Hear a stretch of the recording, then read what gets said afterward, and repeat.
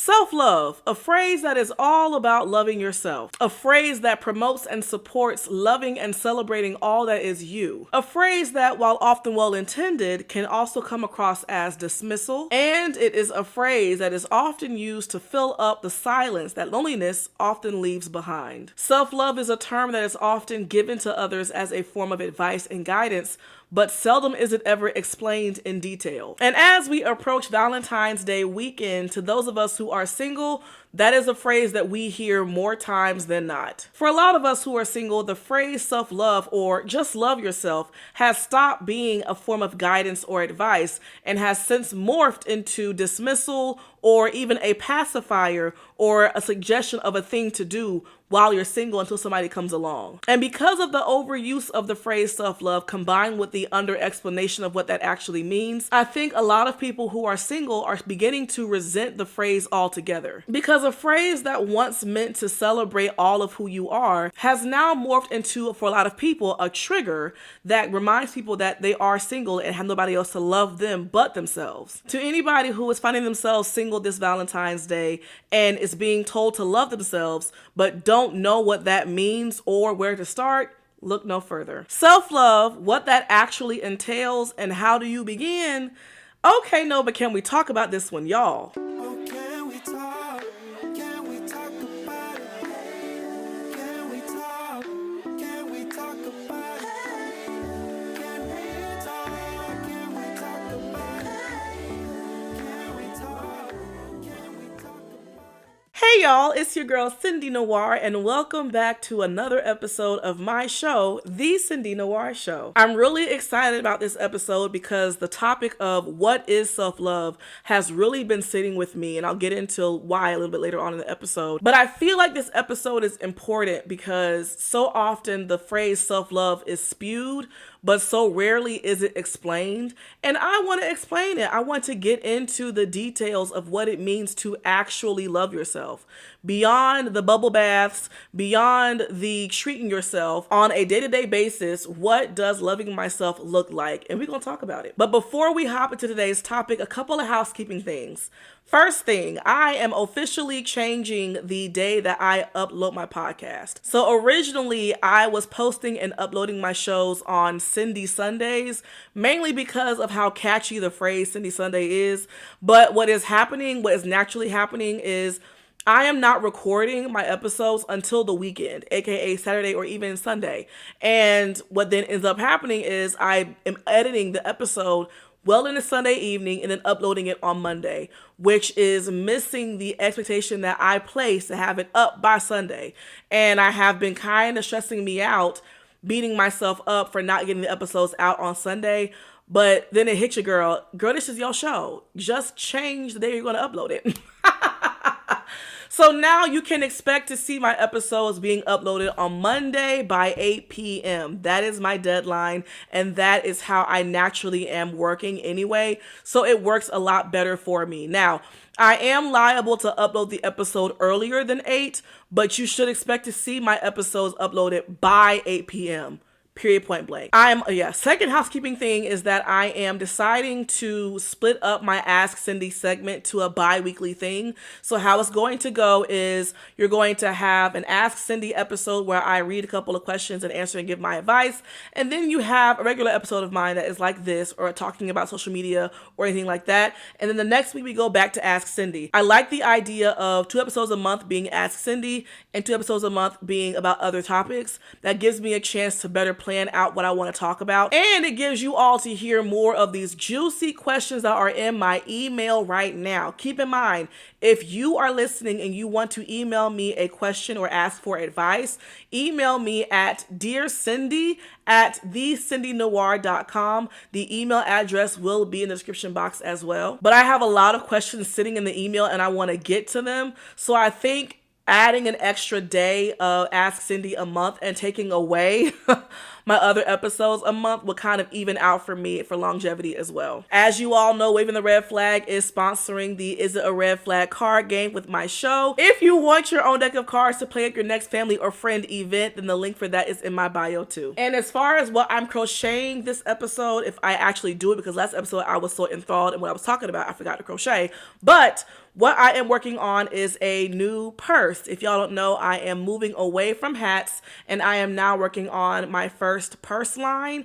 I'm really excited for it and I cannot wait for y'all to see what they look like, because when I tell y'all they are cute, they are so cute. And do not fret, my first line of purses is dropping later on this month, but be wary, it is a limited line and I am not doing pre-orders. So once that purse is gone, baby, it's gone. And the last housekeeping thing and more personal news, this past week I celebrated 1 year of sobriety, okay? I'm going to talk more about it in the episode and tie it into self-love, but I did want to start this episode out by celebrating me and saying that I have gotten through. But I did want to begin this episode by celebrating the fact that I've gotten through 365 days of not a damn drop of alcohol and not a damn puff of Mary Jane, okay? Very, very proud of me. Very, very excited to have that accomplishment and to be able to say that I did it. Still going. I haven't given it up yet, but just know.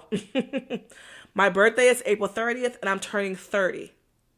I will be lit that entire month. Do you understand me? All right.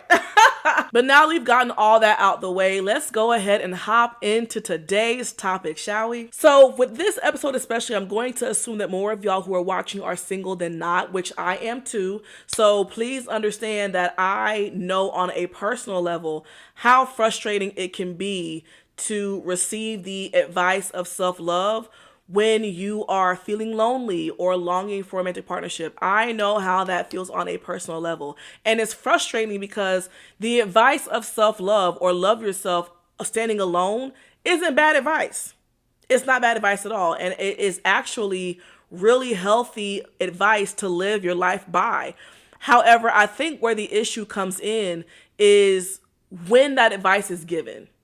I think the timing of that advice is what has made a lot of us fatigued at hearing it, because oftentimes that advice is given in response to somebody single venting about wishing they had somebody romantically. And I just don't believe that that's the right time to encourage somebody to love themselves when they're talking about wanting somebody else to love them instead. Not only is the timing an issue, but the amount of times this advice is given with no further explanation or diving into what they mean by that, it is given more times than not as a blanket statement that can feel so hollow.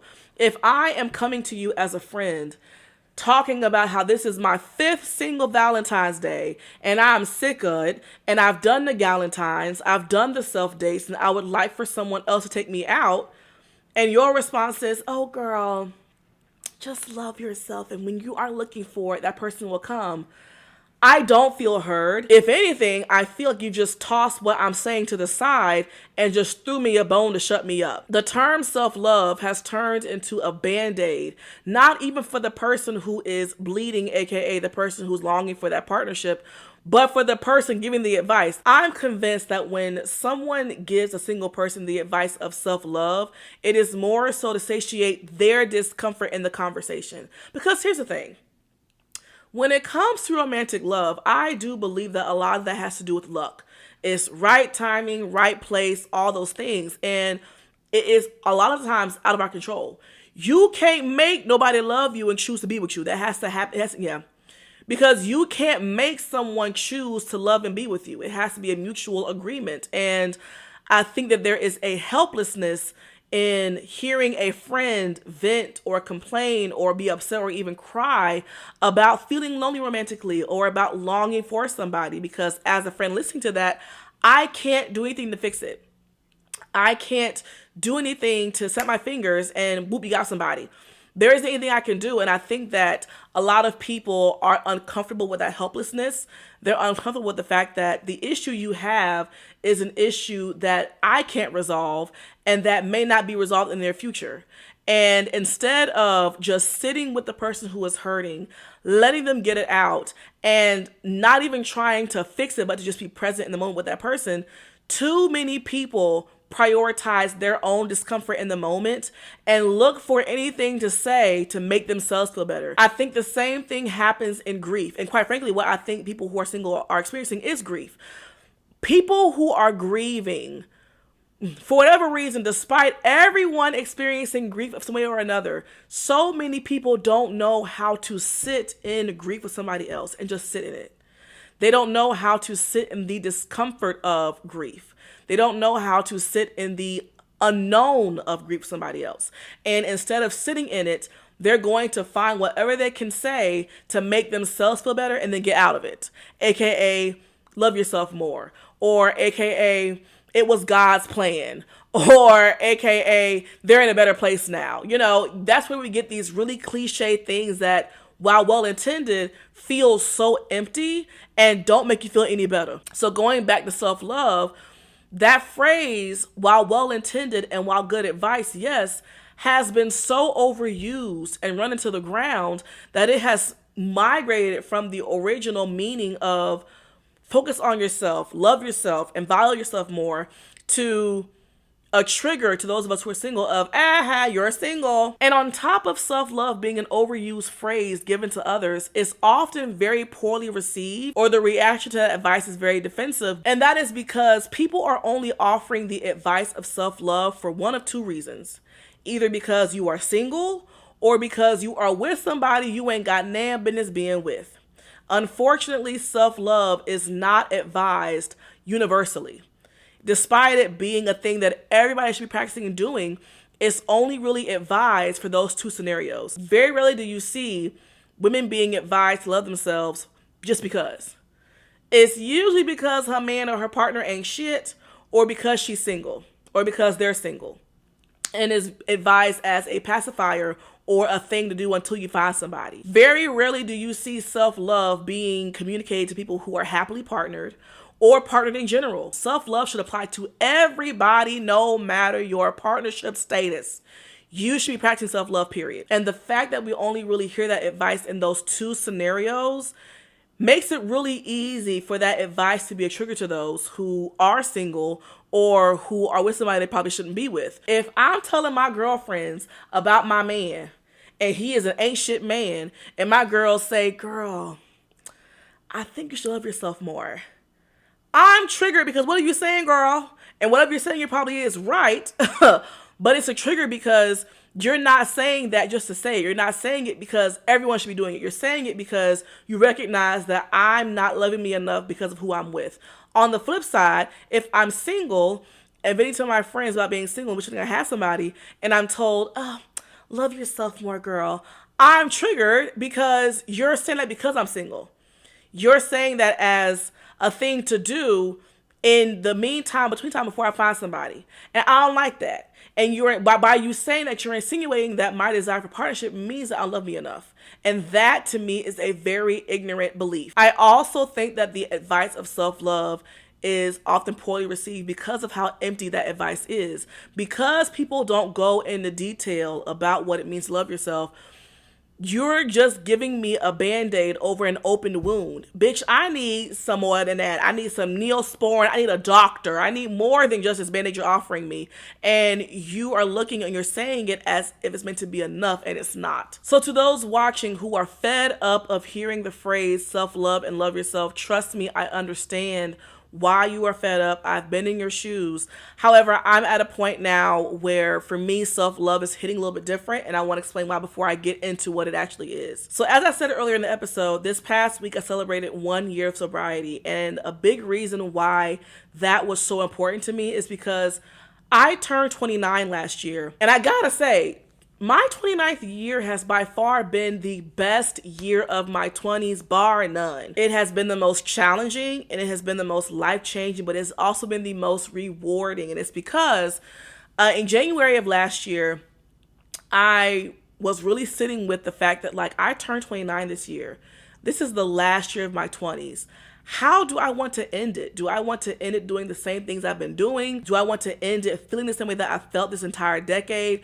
Or do I want to make some shit shake? And so I made the commitment to myself to spend my 29th year doing the hard work to see to it that I entered my 30s on a good foot. And one of those ways that I did that was by committing to sobriety. And I've done other things too. I've gone to therapy. I got diagnosed with ADHD. I've done a whole lot more of facing a lot of my music. I've been getting my health in check. So yeah, doing the hard work to see to it that I enter 30 with my best intentions and best foot forward. And I'm tying it back into self-love because I feel like this year has been the year that I have loved myself the most. I have been in this really deep space of gratitude and pride in who I am and how far I've come. I'm so proud of not just all that I've achieved in the past year, but in my entire 20s.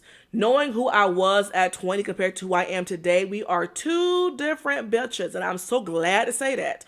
And so this year for Valentine's Day, while I am single, I am so excited to be celebrating it with me. I don't have Valentine's Day plans. This is my day. I am my date, and I am taking me out on a nice din. I got things planned during the day too to pamper myself and take care of me as well. And I'm also getting me flowers. I'm getting dolled up for me. Like, I am my date, and I'm so excited for that because, damn it, I love the fuck out of me. And I've been loving me in practice in ways that I haven't all decade that deserve celebration. And so this year for me, self-love is hitting different. It's hitting deeper, and it's making me want to celebrate and love me so much more. But another reason why self-love is hitting so much for me this year is because all throughout my 20s, I've been advised by older women to spend this decade making it all about you. Don't get married, don't have kids. Save that for your 30s and beyond. Your 20s are meant for self-discovery, and that's it. And I listened, and I'm so glad that I did. I'm so grateful to say that the entire decade of my 20s has been dedicated to me and me only. I love that. What a flex. Wow.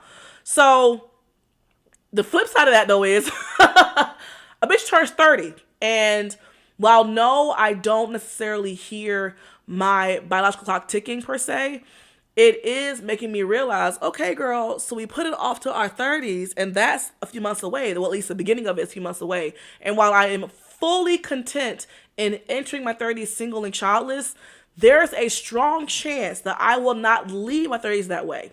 Oh, crazy thought, but it is a possibility. More than it was in my 20s because I was completely turned off to it in my 20s. But as I get older, I'm a little bit more open to partnership and parenthood. I'm not not 100%, but more than I was in my 20s. And so that thought is making me really cherish the time that I have for me that much more, because there is a chance that a day will come in my near future where it won't only be all about me anymore. And I'm going to want to look back on this time and see to it that I have really reveled in it and cherished it and enjoyed it. And so between those two factors, I've really been in self-love mode and enjoying the fuck out of it, despite the fact that I've spent the majority of my 20s single. Don't give a damn.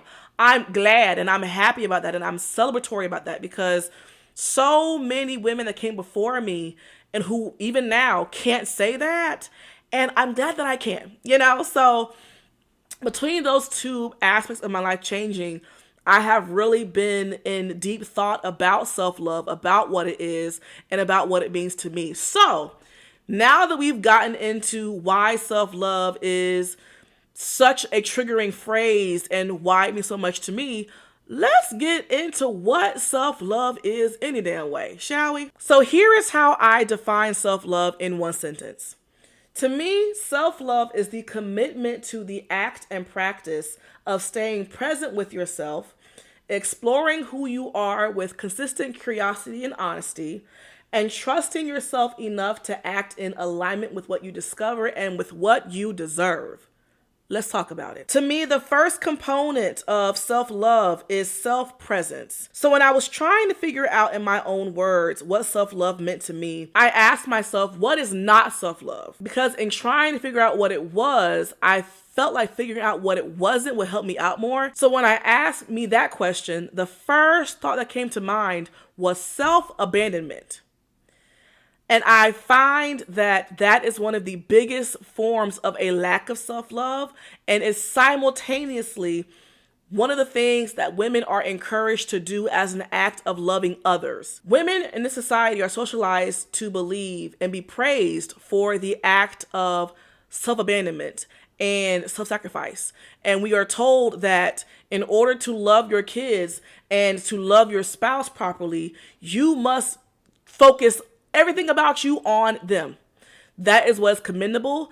That's what makes you a good mother and a good wife. And that's how it's supposed to be. And so from a very young age, we are socialized, as women especially, to abandon ourselves completely, to not care about what we want, to not care about what feels right for us, and to solely focus on doing whatever we have to do to satiate somebody else and to appease somebody else. And so for me, the opposite of self-abandonment is self-presence. Being able to keep you in mind, being able and being open to sitting with you through it all, being able to keep an eye on you no matter how hard that may be. One issue that I have with the advice of self-love is that it is often given with this connotation that self-love is a thing you do while you are single and have nobody else around to love you. And that the minute someone else comes along, ditch that self-love shit and focus on that person. And I don't like that messaging because you have been there for you more than anybody else has and will, including your spouse.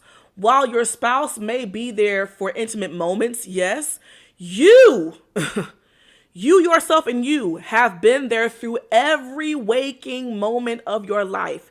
You have seen the highs and lows in ways nobody else has. You have seen all the things you are too afraid to tell your friends about. Okay? You've been there when you unblocked that boy you know you should have kept blocked. You have been there doing all the embarrassing, cringy moments. You've been there through the scary moments. You've been there through everything. And I think it is an injustice and a disservice and disrespectful to you to only focus on you when no one else is around, when you're single and that's it. If anything, it is an even higher form of self-love to maintain your self-presence even when someone else comes along. Because it is you telling you that you are my priority as well. And I'm not casting you to the side because somebody else is in my face. You matter to me too. And I think that self-presence is so important. And I think that women, we owe it to ourselves to not fall for the conditioning of once a man or someone enters your life, you are put to the wayside. But we are conditioned to do it. We are conditioned to deprioritize our routines and our lifestyle in order to keep somebody and make them happy. Don't do that shit. If you get up every morning at 5 a.m. to go to the gym and you begin dating somebody and they're also up at that time and want to talk to you at that time, then talk to them on the way to the gym. But the moment you get to that gym, baby, I gotta go. It's workout time. I gotta go. Beep, beep, beep. That's it. That is self-presence, okay? If you have made a routine where every Wednesday you go to your favorite jazz spot and that's a you thing for you to do, you don't stop doing that because your man want to see you on Wednesdays. No, that's my time. I'll see you tomorrow night. While I do think that some things have to change when you go from being single to being partnered, I don't believe that you have to give up all of who you were as single. No. I do think it is important for both people to maintain certain parts of their lives that they had while single. Yeah, keep that up. If once a month is girls' night and y'all have a committed time and date, keep that time and date. Don't cancel on your girls and you because your man want to see you tonight. He can see you tomorrow, girl. You have to keep a certain level of prioritizing you and keeping you present with you because that is how you keep your head on swivel. A lot of the reason why women end up with men who are subpar is because we are in a state of self-abandonment. When you are in an active space of self-abandonment, you are not checking in with you. You are stifling any emotions that go against what you want to feel, and you are looking the other way in the face of bullshit. When you are present with you, when you are actively practicing self-presence, you do not allow for yourself to look the other way. You do not allow for you to bypass bullshit. And I think that's also a reason why women choose to self-abandon, because when you self-abandon, you tolerate more, you settle for more, and you allow a whole lot more bullshit than you would if your hands were at 10 and 2 and your eyes were on the road. When your eyes are not on the road and you are not focused because you have abandoned yourself, A whole lot of fuckery happens. And it is easy for you to stay with someone you shouldn't be with when you are in an active state of abandoning yourself. But when you are present with you, when you are keeping a constant check in with yourself, girl, do we like that? How do we feel about this? How's our body responding to this? How do we feel? Do we feel safe here? Do we enjoy this? Are we comfortable? Are we experiencing pleasure here? When you are keeping that self-presence, oh honey, it's real hard to be present with yourself and tolerate what you don't deserve. And self-presence while single looks like keeping a constant open communication with you, with every interaction, with every experience. Are we okay? Do we feel safe? How do I feel about this person? Do I like what they just said to me? How do we want to respond? It is constant open communication with you at all times. Because outside of a romantic partnership, abandoning yourself can also look like agreeing to things you don't want to agree to, doing things you don't want to do to appease somebody else. No, ma'am. If you know that you got plans later on that night and someone asks you for a favor, the answer is no. It is not an act of self-love to deprioritize your plans and your life and what you want to do to make someone else feel good for a moment because it's at your expense. And if it's at your expense, how worth it is it? Now, let me be very clear, because to be in community with other people does come at inconvenience at times. Yes, there will be times where in friendships you have to do things you don't want to do. That's okay. But when you find that more times than not you're saying yes when you want to say no, when you find that you are a little too willing to drop everything that you have planned for someone else, that's when it's time to reel it in and begin to question, is what I'm doing healthy inconvenience, or is it self-abandonment? Self-presence also means being able to sit with you in the discomfort of uncomfortable emotions. Self-love is not just loving you when things are going good. It is also sitting with you when things are not going well as well. When you are lonely, when you are depressed, when you are sad, it is just as important for you to be present with yourself as it is when things are going good. In fact, when you do feel lonely, I would implore you to ask yourself, am I lonely because I wish I had someone romantically, or am I lonely because I am not present with myself enough? Because while yes, we can be lonely because we wish we had somebody, there's also a loneliness that occurs because you've abandoned you and you miss you.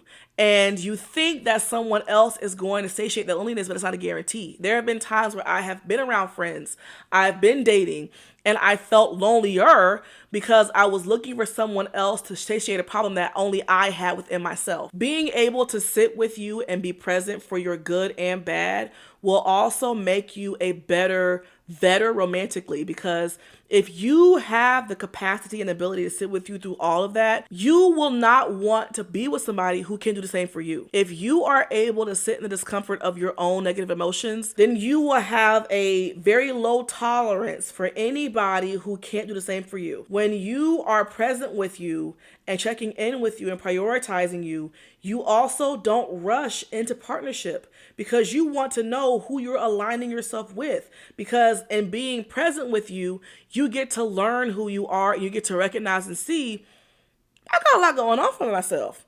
I can't just let any old body near my body.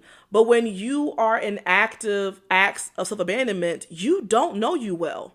You don't have a good understanding of your value and of who you are and of what value you provide others because you are too busy in an external state and not internal. So self-presence is to me one of the biggest foundations of self-love because it is you being with you at all times and actively doing so. The second component of self-love is self-exploration. How curious are you about you? How curious are you to know where your talents lie, what your passions in life are? How do you navigate certain experiences in certain rooms? Self-exploration is such an interesting aspect to self-love because that's where a lot of the fun is. Self-love is so much more than bath bombs and shopping sprees. It's trying new things. It is testing your body and your mind in new spaces to see how you would handle it. It is being curious about you. How do you expect to be with someone who is curious about you when you ain't even curious about you. If you live a life never exploring hobbies, never getting out the house and going into different environments and new spaces, never really sitting with you and asking what things do you like and figuring those things out, how can you then expect for somebody else to come in and do that for you? That's not fair to them or you. You are with you till the day you die, and you are with you more than anybody else, yet you don't want to explore who you are. You don't want to try new things to see if you'd be good at it. You don't want to poke and prod to understand why you are the way you are, why you tick the way that you tick.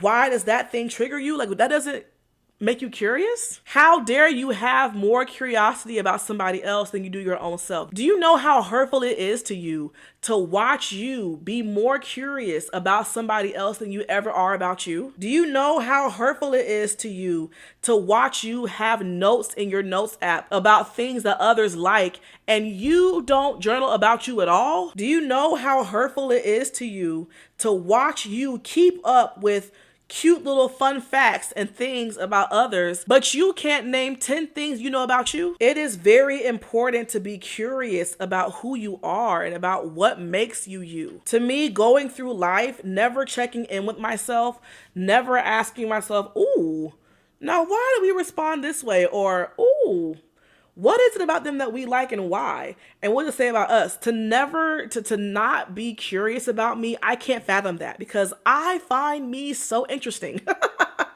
I think I am such an interesting person. I am so intrigued by me, by how I navigate the world and by how I respond to external factors. It is so intriguing to me. I'm always curious about me and about why things intrigue me and why I react and what I like to do and what else I'd like to do. I love that. I love doing that. I love discovering me. And the thing about self-discovery is it's never ending. You will never reach a point where you know all about you. You are a forever student of you. And I think that's the coolest thing. I love that I have talents I haven't discovered yet. I love that I have hobbies I haven't discovered yet. I love that I have things about me that I've yet to discover because I haven't got to that point yet. That is so cool. You have to be willing to find yourself interesting. You have to be open to seeing yourself as somebody worth exploring and discovering. Because if you don't find you interesting and someone comes along with intrigue, that will make you confused. Why? I'm boring. I don't do anything. I just go home. I go to work, go home. That's it. Why would if you don't even find you interesting enough to know, you can't be surprised when somebody else doesn't either. Not saying it's a direct correlation, but what I am saying is a lot of people's treatment of you starts with you.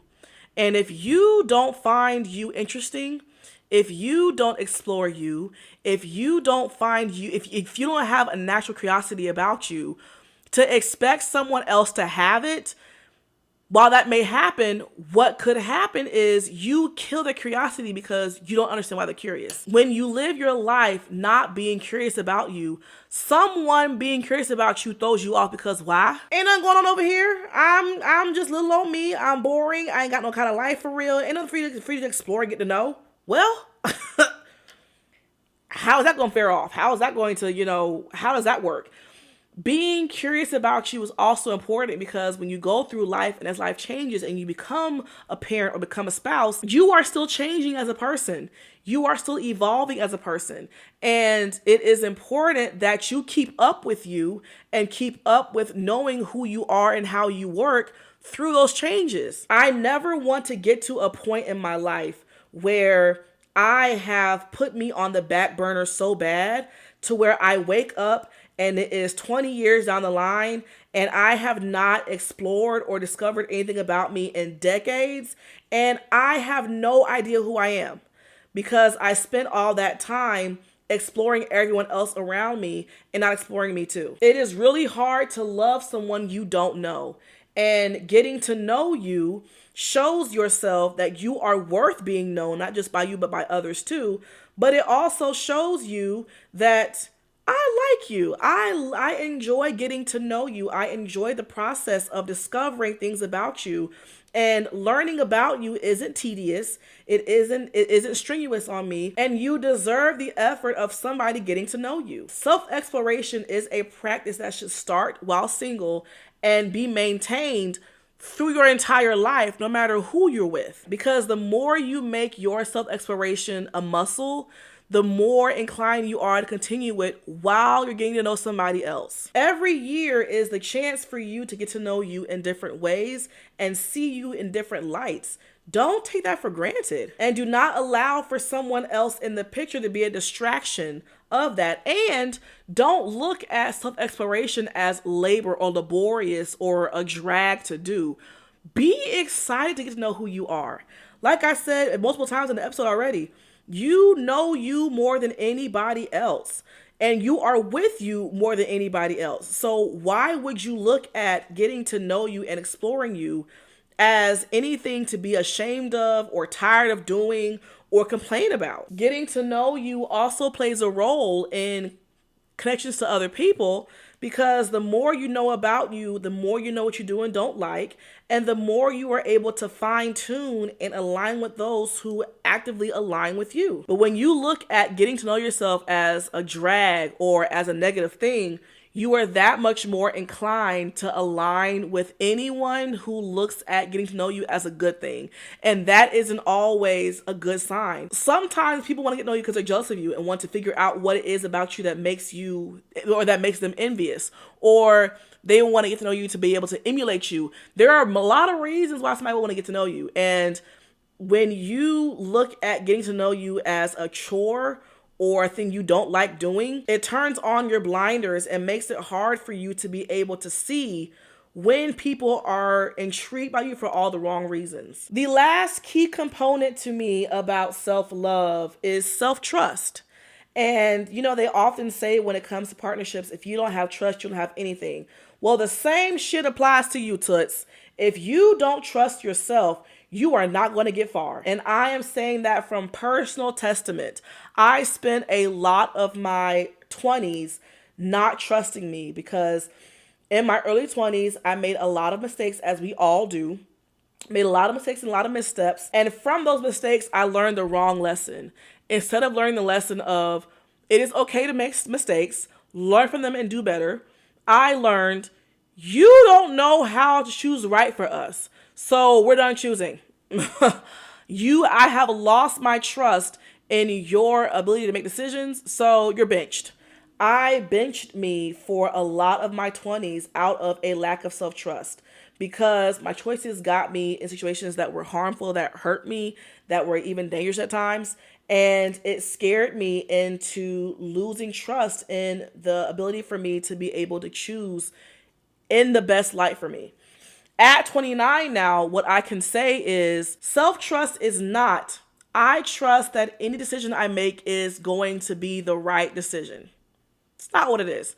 What self-trust is, and what I've learned is, I trust that any decision I make, whether it is the right thing for me or not, I trust that I will be able to pull me through the experience and I'll be okay. That is what you should be trusting. Not that you'll always choose the right decision, but that no matter what you choose, you will have your back, you will get you through it, and you will be okay in the end. After my experience of living in Dallas and moving into an apartment that I couldn't afford and having filed bankruptcy, I lost a lot of self-trust in me. In fact, my self-trust was completely gone. I felt like my choice to break my lease and move into this apartment that I couldn't afford was just so dumb and stupid, and I was beating myself up because I felt like I betrayed me. I broke my trust. I made choices that were so quote unquote dumb that it left me ass out. And how dare I trust me again when I see what I'm capable of doing? And it took me a couple of years to regain that self-trust back to where it is today. But that's where I learned what self-trust actually is. It has nothing to do with the outcome of the choice and decision. And it has everything to do with the recovery. It has everything to do with trusting that I'm going to choose in my best interest. I'm going to choose a thing that I think is best for me. However, regardless of what happens, what the outcome is, I know I'll be okay. Because there are things we're going to choose to do in life that, while well intended, while it may be what we think is best, it may not be best in the end. And if you spend your time focusing on it not working out how you wanted it to, or what the effects of it was instead of the recovery, you will find that you're going to lose trust in yourself very fast. Self-love is not perfectionism. Self-love should not be contingent on you always doing right by you at every given moment. No, self-love should be regardless. Regardless of what this outcome is, regardless of it going right or going wrong, I am here, I love me, and I trust that I will be okay. Self-trust is also important because, in a romantic sense, I think that a component of self-abandonment is a lack of self-trust. I think that when we trust ourselves to choose in our best interest, we don't want to jeopardize that trust. So we're going to actively do what we can to choose well. And when we choose somebody to be with who is not in our best interest, and they are showing us more times than not that it wasn't a good choice, there is a loss of self-trust in judgment, in choice, and in an effort to not sit in lack of self-trust, we abandon ourselves. We look the other way. We convince ourselves that it isn't that bad. We find all these ways to cope than to have to sit with the truth that might not have been the best choice. So I think that self-love plays a role whether you are single, and especially when you're taken. The reason why I put self-trust as a key component is because it plays into both self-exploration and self-presence. Because without self-trust, you don't have self-exploration. What you have is rumination. What you have is obsession. What you have is second guessing. Without self-trust, you do not have self-presence. What you have is self-doubt. What you have is self-abandonment. So without self-trust, you don't really have self-love. Without the ability to be able to trust that you have your best interest at heart and that you can get you through anything, you have a very hard time exploring, and you have a very hard time sitting with yourself actively. Self-trust is what gives you courage. Self-trust is what gives you the belief to go for what you want in life. It is what gives you the gumption to do it scared. It is the trust that I got me no matter what, and I would much rather go for what I believe in than to not. That is self-trust. When you love yourself, you trust yourself, and you trust that you can reach for the stars, and even if you don't hit a star wherever you'll land, you'll be okay. Self-presence, self-exploration, and self-trust are the three key components to me that lay the foundation of self-love. To me, self-love isn't solely about the actions, and quite frankly, you don't get to the acts of self-love until you understand those first three components. It is really hard to love yourself in practice when you don't understand self-exploration or self-presence. So you need those three things to be able to get to the point of committing to sobriety for a year. You need those three things to get to a point where you're able to commit to going to the gym or eating more whole foods or whatever self-love looks like as an act. It takes understanding those components first. But just like love, self-love is a verb. It is a thing you do. It is a practice. It is actively showing yourself more times than not how you feel about you. It is the combination of self-presence and self-trust that gives you the courage to advocate for yourself actively. It is the combination of self-trust and self-exploration that gives you the courage to go out and try open mic nights or to try the thing that scares you.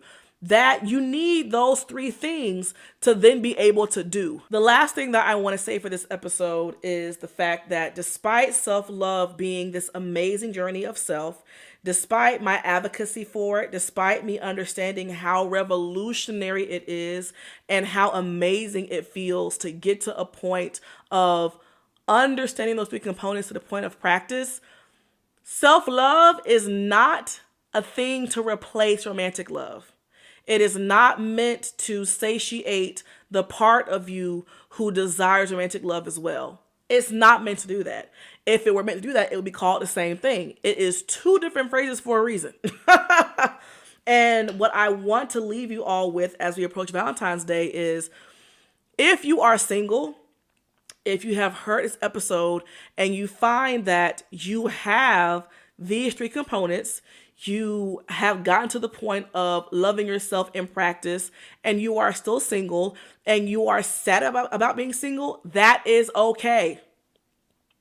Because self-love is not meant to be this placeholder in place of romantic love to where you should never have any bad feelings about being single, or you should never be sad or have any negative feelings towards wanting romantic love. That's not that. This is not that at all. I'm not here to say that self-love is meant to replace companionship, because while self-love is amazing and it is revolutionary in and of itself, it is different from the experience of somebody else loving you in your entirety. And there is nothing wrong with desiring that. And there isn't anything wrong with wishing you had that this weekend especially. I get so fed up with the ways that people try to go about convincing those who are single that being sad on Valentine's Day is pointless. Oh, those couples aren't that happy. It's a pagan holiday. It doesn't matter anyway. Trust me, you aren't missing out on much. It's all crock shit. No amount of loving yourself is meant to replace or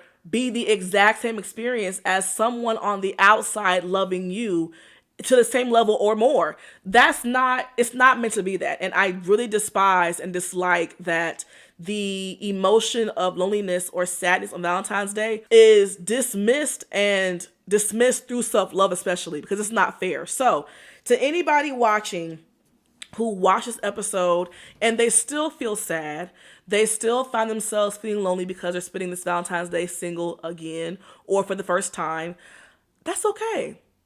I'm here to sit with you in that emotion. I'm not here to try to talk you out of it. I'm not here to tell you how you feel is wrong to feel. I'm here to validate that emotion. It is okay that you have been loving yourself through practice, actively, loudly, and you're still sad. That's okay. I am not here to try to get you out of that space. Feel that. Feel it. Feel that grief. Feel that sadness and give it voice. Journal about it. Why are you sad? Go into detail. Cry about it. Get it out. Feel it. There isn't anything wrong with having that emotion. And you are completely valid for feeling it and not being in a happy mood. It's okay if you don't want to Galentine's this year. I didn't Galentine's last year. It is okay if you don't want to take yourself out for Valentine's Day again. That's okay. Because part of why the pain in being single, especially if you've been single for a long time, is because of the unknown. Is because you don't know how long it will be until this is satiated. And that unknown, that can sting a little bit. So I'm here to honor your emotions. I'm here to honor your emotions and say that however you feel about your singleness in this holiday is okay. After all, Valentine's Day primarily, while it is to celebrate love, let's keep it a bean. It is to celebrate mainly romantic love. And you are being shoved through advertising and through social media the fact that that is the main love to celebrate. So if it's kind of stinging a little bit, that's okay. If it's hurting your feelings a little bit, that's okay. There is nothing for you to try to, I wouldn't encourage you to psych yourself out of it. I mean, no, if you want to spend this weekend in bed sulking, sulk. Don't let the man haters who tell you, girl, man ain't shit, you fine.